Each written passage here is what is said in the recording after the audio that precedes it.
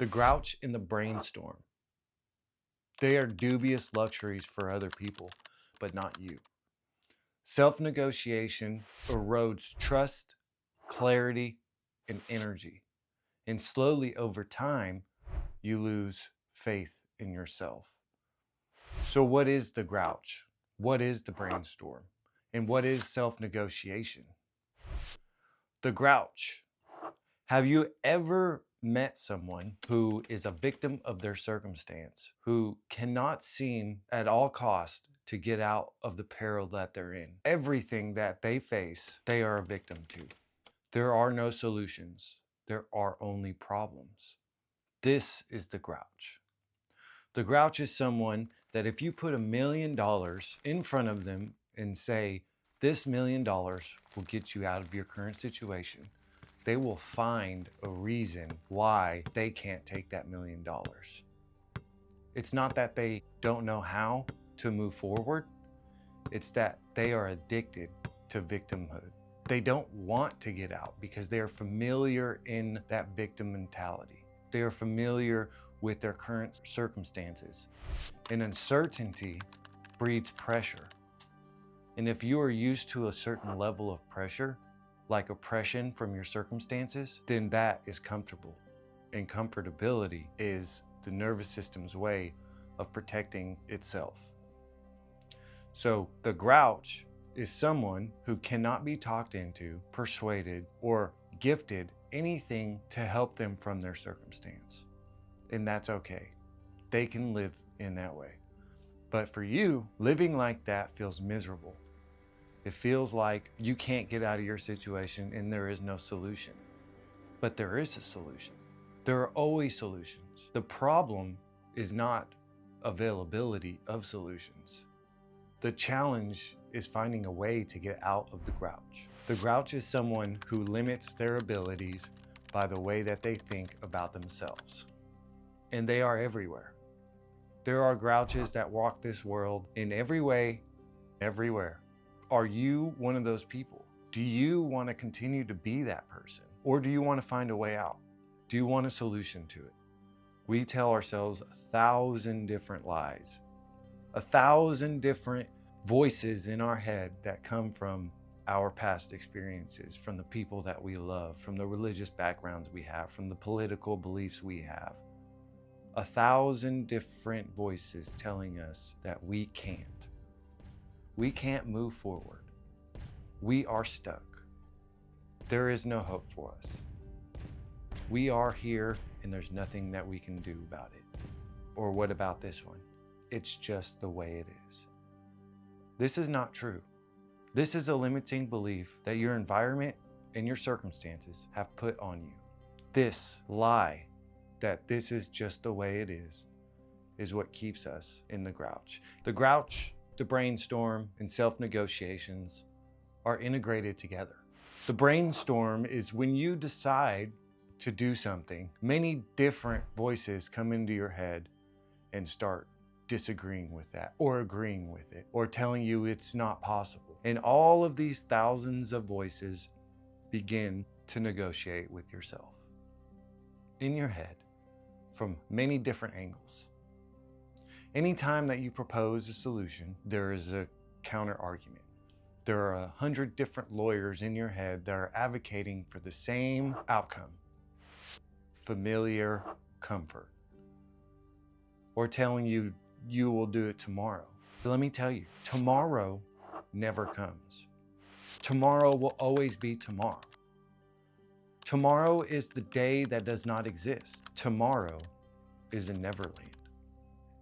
The moment that you have is only now. It's only this second, this minute, never in the next hour, never tomorrow, never next week, never next month. Those times do not exist. So your environment and your circumstances perpetuate your grouchiness. If you believe, this is a key, if you believe that this is just the way it is, you will continue there. The brainstorm is perpetuated by this idea that tomorrow will come. So there are two rules I want to bring to your attention. The first rule is to design your environment and your circumstances. Design your environment and your circumstances. We are dealt a hand. We are dealt the cards. We are stuck in a situation, whether we like it or not. And maybe it's not our fault. Maybe it's not your fault that you don't have any money. Maybe it's not your fault that you're in a legal issue. Maybe it's not your fault that you can't see a way out. But it is your responsibility to find a path forward. Maybe it's not your fault that you experienced trauma, abuse in your past. That's not your fault. But it is your responsibility to heal from that. It is your responsibility to move forward. So design your environment and your circumstances. Rule number 2, be a master of time and space. The brainstorm operates on what ifs in the future, the past, but the only time that you must master is now. So when you make a decision and you make a choice, don't allow the mind to begin to divert you from that decision. Get up and move. Get up and do. Get up and experience. Don't live inside your head. And what you will find is over time, the more and more that you take action around your decisions promptly and without delay, the less and less those voices will be able to persuade you. The less and less that the grouch and the brainstorm will plague you. And you will find that eventually, over time, your thoughts and your actions will align. You will be one mind and body. You will not have to delay action to move forward because of the thoughts that oppress you. So take action when you make a decision, not tomorrow, not in an hour, not next month, now. When you make that decision, do it now. And this will keep you from being trapped by the brainstorm. So be a master of time and space. So then what is self-negotiations? If the grouch is being a victim of your intolerable situation and not being able to find a solution, and the brainstorm is talking you out of everything that you want to do and putting it off to tomorrow, then what is self-negotiation? Self-negotiation at its core is the fundamental idea that you will challenge your identity and what you believe in to justify a situation, to justify your actions. So brainstorming delays action, but self-negotiation justifies it. This is because you're protecting your identity.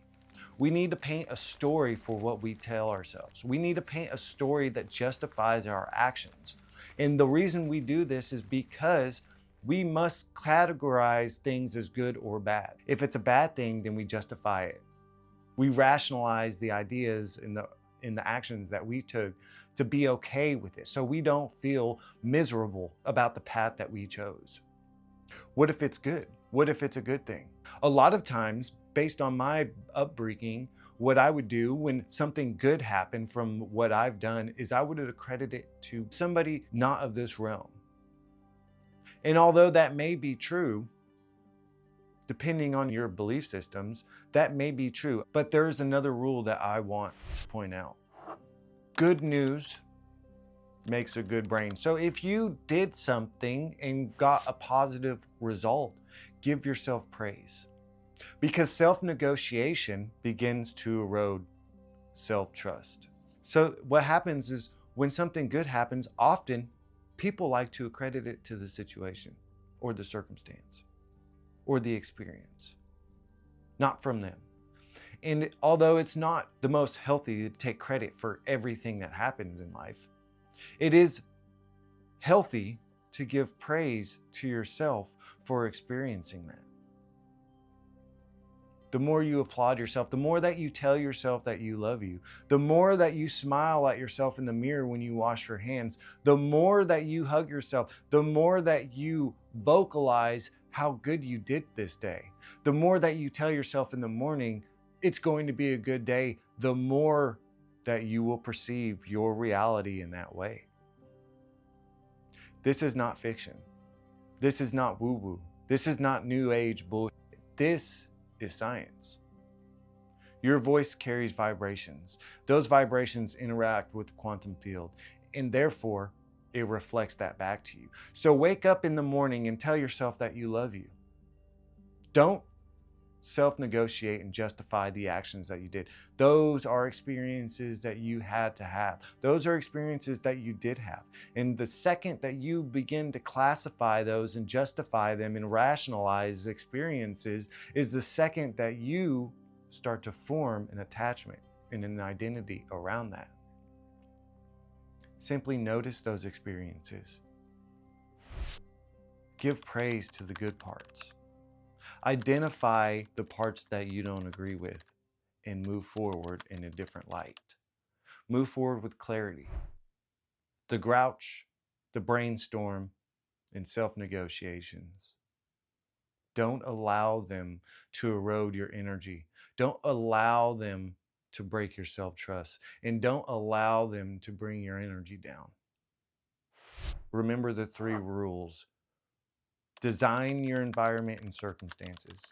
Be a master of time and space. Good news makes a good brain. It's time to move forward. Don't stay stuck. Allow yourself the grace and the space to move forward, and do not be oppressed by yourself.